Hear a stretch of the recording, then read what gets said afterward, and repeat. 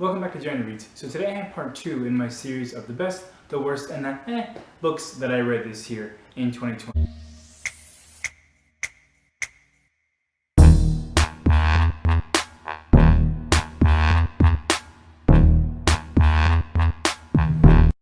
So as I mentioned in my first video, which I'll link to right here, keep in mind that this is going to only entail the first 48 books that I read, and so not all of them are going to be included in this series of videos. But I'm only going to be choosing from those first 48 because that's where I am as of recording this. And so today, as you can see from the title, these are going to be the videos of the year. So essentially these are going to be like my, well, it was kind of an average read overall. And so I'm going to go right into the books because there's quite a few more than there were on my first video. And I'm not going to get too into hardly much detail because there's too many of them. And so the very first one is going to be The Watchmen by Robert Grace. Now, I'm going to be completely honest with you. Robert Grace, you are going to hear a lot from him in my video tomorrow. That's all I'm going to say about him. And next is going to be Die a Stranger by Steve Hamilton. Now, Steve Hamilton, one of my favorite authors. I actually got to meet him I think it was 9 years ago or something like that. And what I always liked about him was that he kept his regular job even when he was publishing and literally a New York Times bestselling author. And he kept his regular job with IBM. I always thought that was pretty fascinating. And I just really enjoyed how down to earth and regular he was. Next up, and this might be a little surprising for some, it's The Girl on the Train by Paula Hawkins. I grabbed this book probably about a year and a half, almost 2 years ago at the bookstore. Literally was walking through and why not give it a try? And so I did. Once again, didn't think it was awful, didn't think it was fantastic. My main takeaway though, honestly, just thinking about it right now, is I just hated that she was literally just a drunk, the main character. She was a drunk, but she's the one who's coming to save the day. I just think that's so overdone. Not male or female specifically, but just in books in general, that why does the good guy gotta be a drunk?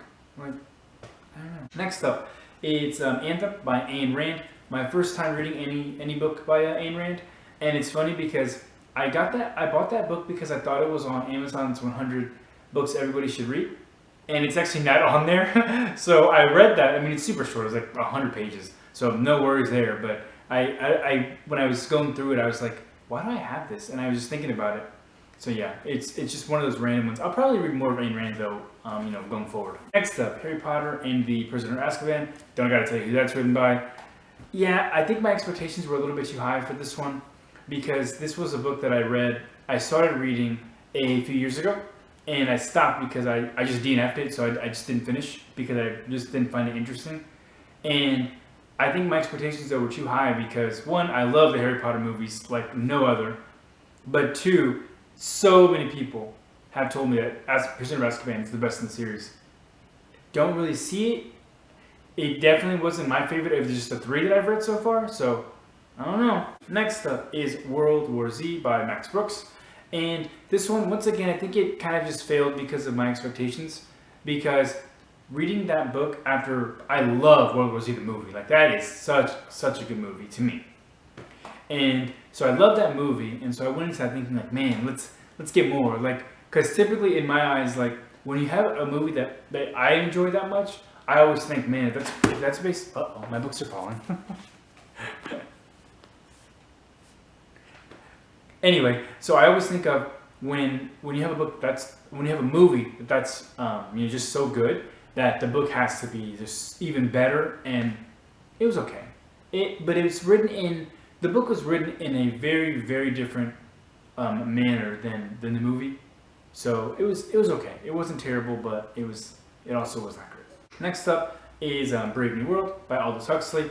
I read this after the series came out on Peacock. The series has been canceled, so there's just going to be one season. So, probably not going to do anything else with that. But I actually have a video for this book, so you can actually see that right over here, I think. Next up is A Long Way Gone by Ishmael Bey. I also have a video about this one. You want to watch it, it's going to be right there too. Next is The Room of Wifi by T. Jefferson Parker. Another author that I've actually met previously. Can't remember how many years ago it was for him. And he's one of my favorites, no doubt. I have almost every book that he's written. This is the first in a new series that he started a few years ago. I enjoyed it, but it wasn't. He's done better. Some of his books are some of my all-time favorites, and so this one was he's getting back, because some of the books that I've read recently for him were kind of going down a little bit. But this one, I felt like he's back on the right track, I think. But still, just a 3-star read, nothing spectacular for me. Next up is The Battle of the Labyrinth by Rick Riordan. This is Percy Jackson and the Olympians, book 4. So if you know, that's a 5-series book. That's a 5-book series. I cannot talk. And so, once again, Percy Jackson, you're going to hear from him in my next video tomorrow when I talk about the 2020's best. And the last, most recent 3-star read, so of the year, is American Sniper by Chris Kyle. Now, once again, that movie with Bradley Cooper that was done by Clint Eastwood, I believe, that's a really good movie. That's a really good movie. And the book's okay. He talks a lot about he doesn't care about politics, but a lot of what he's saying is political. So it's just kind of And then he also talks about who he's facing, in terms of the war, and he's in Iraq. So he calls them savages. He just thinks of them as being beneath him, essentially. That's fine, whatever. But it just seems that he fails to realize that Christians and Christianity, they've done a lot of the same things in terms of starting wars, terrorizing people, persecuting people over the course of history. But he just seems to forget that. I'm not sure. Maybe it's just oblivious to him. Maybe, I don't know.